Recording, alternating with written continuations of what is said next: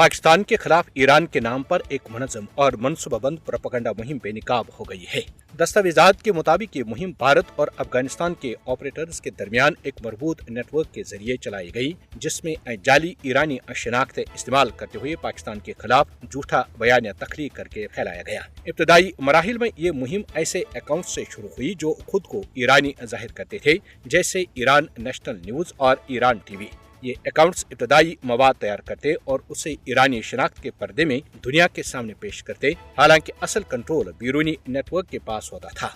इन platforms ने बगैर किसी तस्दीक के दावा किया कि पाकिस्तान अमेरिका के लिए तेल की तरसील में मदद फराहम कर रहा है, जिससे एक मसनूई ईरानी रद्द अमल तख्लीक किया गया। दस्तावेज के मुताबिक अफगान बेस्ड अकाउंट्स जैसे WA, मुबारिज और बुरहानुद्दीन इस बयानी को फैलाने में बतौर टूल इस्तेमाल हुए। ये अकाउंट्स इस बयानी को अमाशी गद्दारी और मजहबी हसासियत से जोड़कर अवामी जज्बात भड़काने की कोशिश करते रहे।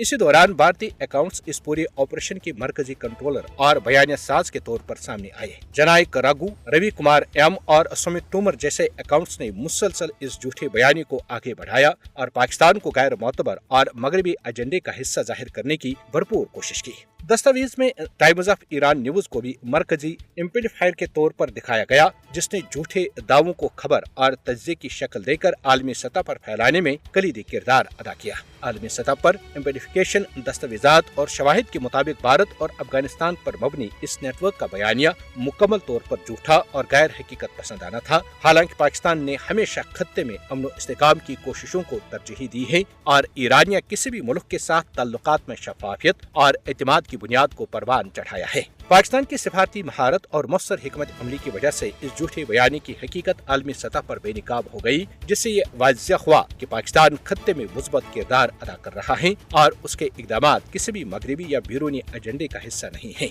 मजीद बरां कि पाकिस्तान ने सोशल मीडिया और बैनुल-अक़वामी रवाबित के जरिए इस प्रोपेगेंडा मुहिम के खिलाफ फौरी और मौसर रद्द अमल देकर इसके गुब्बारे से हवा निकाल दी है, जिससे अवामी और आलमी सतह पर गलत फहमियों का अजाला करने में मदद मिले। पाकिस्तान की जिम्मेदाराना और हमसाया दोस्त पॉलिसी खत्ते में एतमाद कायम करने और फिरकावाराना हसासियत से बचने के लिए एक बेहतरीन मिसाल है। ये कोई इत्तेफाकी सोशल मीडिया सरगर्मी नहीं, बल्कि एक मुकम्मल मुनज़्ज़म और स्ट्रैटेजिक इंफॉर्मेशन वारफेयर मुहिम थी, जिसका मकसद खत्ते में बाद एतमादी पैदा करना, मजहबी जज्बात भड़काना और पाकिस्तान को सिफारती तौर पर तनहा करना था।